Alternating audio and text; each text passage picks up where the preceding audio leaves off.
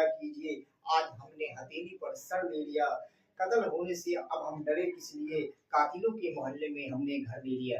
देखो बच्चे, आप लोग अच्छे हैं, मस्त हैं, मस्त रहिए, खुश रहिए। अब अभी हम बताने जा रहे हैं हम चैप्टर का द्वितीय सवाल।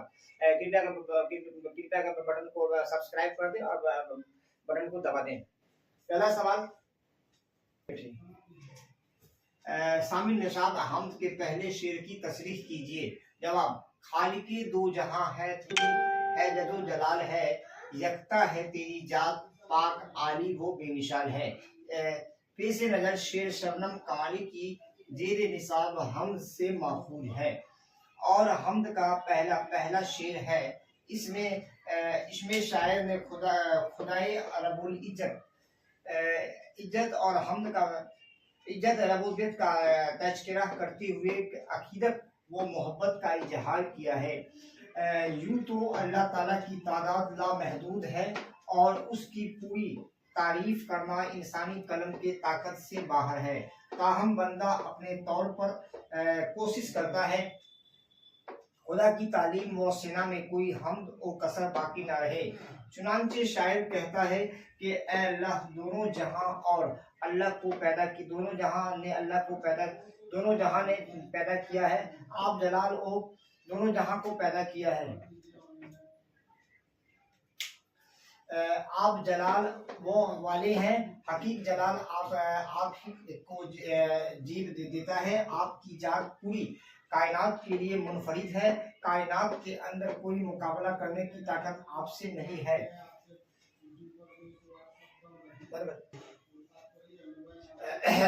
खालिक है तू जहां में अव्वल जलो जलाल है, यकता है तेरी जात पाक आली वो बेशान है।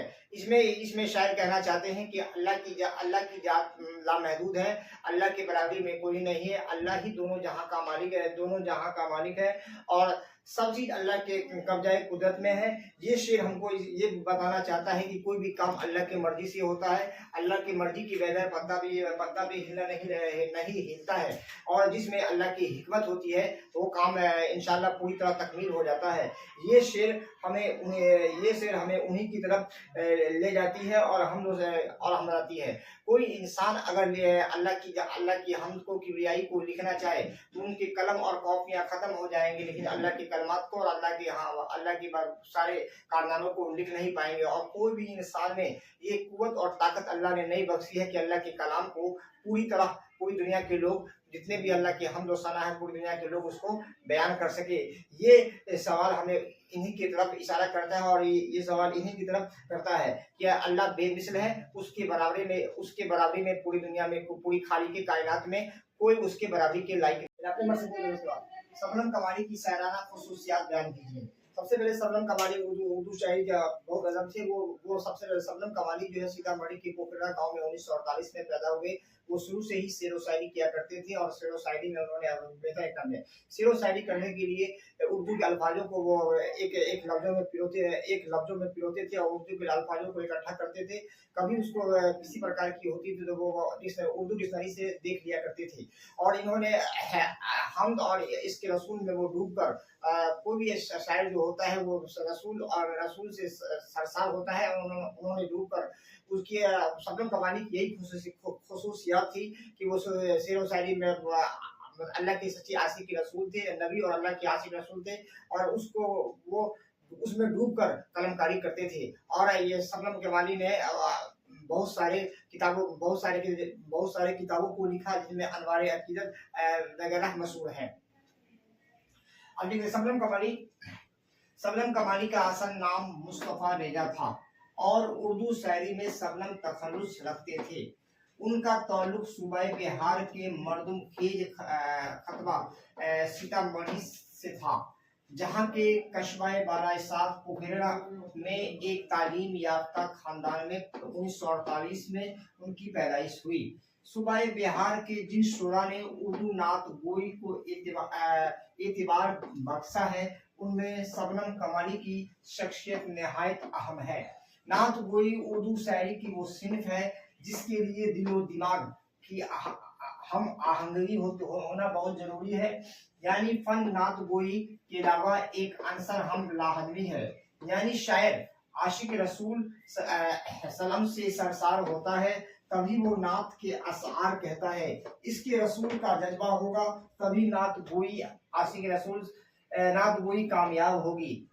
शबनम की खुसूसियात यह है कि जब वो लिखते थे इश्क खुदाबंदी में डूब डूब कर लिखते थे।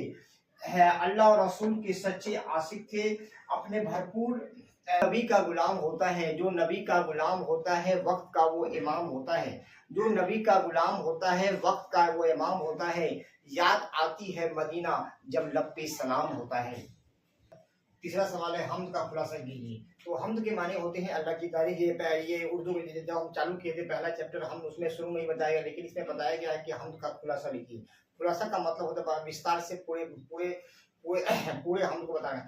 तो हमद में अल्लाह की तारीफ और तौसीफ बयान की जाती है। शबनम कमानी बताया ने आशिक के रसूल में डूब कर इस हमद का खुलासा को बयान किया। हमद के माने अल्लाह की तारीफ और तौसीफ होती है।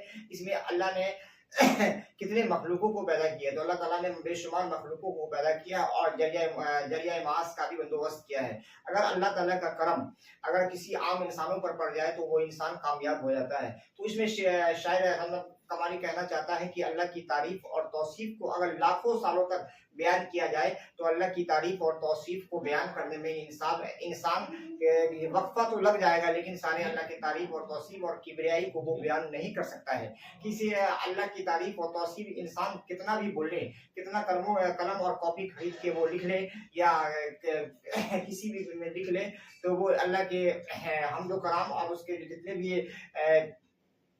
काम है उसको वो बयान नहीं कर सकता है। तो सारे हमद के मतलब ये हम इसी हम से में ये बताना चाहते हैं अपने पुस्तक अपने किताब में कि अल्लाह जितने भी चरिंद परिंद इंसान हैवान जितने भी है ये अल्लाह की ताबे हैं और ये अल्लाह की मर्जी से ही काम करते हैं। तो ये हम नजम में ये ही बताया गया है। अब आगे जाते हैं दिल निसाफ हम खुदाई अजल शबनम कमानी की बेहद खूबसूरत और बेहतरीन हमद है। हमद के असार को पढ़ने से महसूस होता है मसूर होता है कि उसने हमद को इश्क खुदाबंदी में डूबकर लिखा है और खुदाए वहदहुल्ला शरीक के दरबार में मोहब्बत व अकीदत का इजहार किया है। ये तयशुदा अमर है कि खुदा की जात इतनी अजीम व तरीन जात है जो इंसानी तारीफ और तौसीफ से मावरा है, लेकिन उसके बावजूद खालिक के कायनात की तारीफ और तौसीफ अल्फाज में मुमकिन नहीं है। इसके बावजूद मोमिन बंदा अपनी बसात भर इस बात की कोशिश करता है कि हत्तल इम्कान खुदा की